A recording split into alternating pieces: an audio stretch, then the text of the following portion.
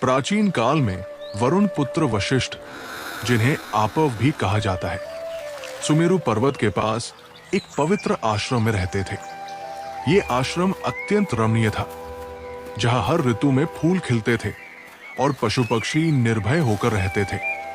आश्रम के चारों ओर प्रकृति का अद्भुत वैभव बिखरा था, जहां शीतल जल के झरने और सुगंधित वनस्पति मन को असीम शांति प्रदान करते थे।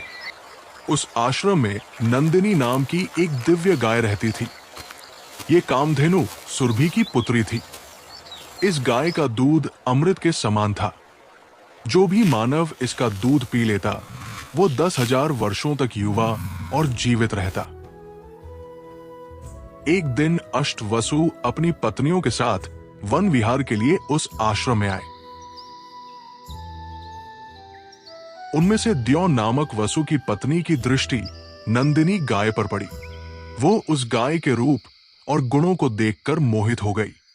जब द्यौ ने अपनी पत्नी को बताया कि ये वशिष्ठ ऋषि की गाय है और इसके दूध से मनुष्य चिरयुवा हो जाता है, तो उसकी पत्नी ने हठ पकड़ लिया।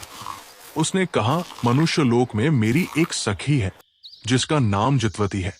वो राजर्षि उशीनर की पुत्री है।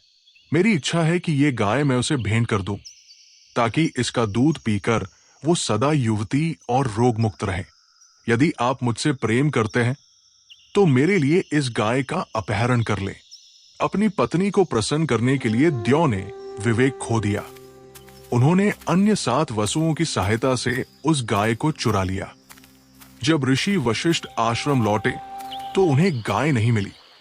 उन्होंने अपनी दिव्य दृष्टि से देखा कि वसुओं ने गाय का अपहरण किया है। क्रोधित होकर ऋषि ने शाप दिया, जिन वसुओं ने मेरी गाय चुराई है, उन सभी को देवलोक से गिरकर मनुष्य योनि में जन्म लेना होगा। जब वसुओं को शाप का पता चला तो वे भयभीत होकर ऋषि के पास क्षमा मांगने आए।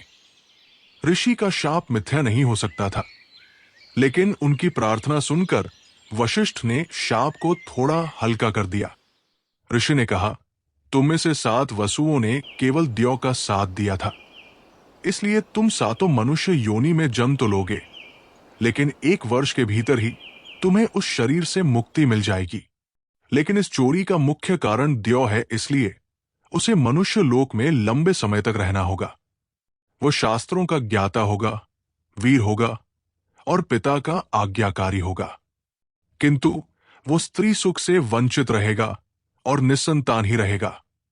यही द्यौ आगे चलकर गंगा पुत्र भीष्म पितामह बने।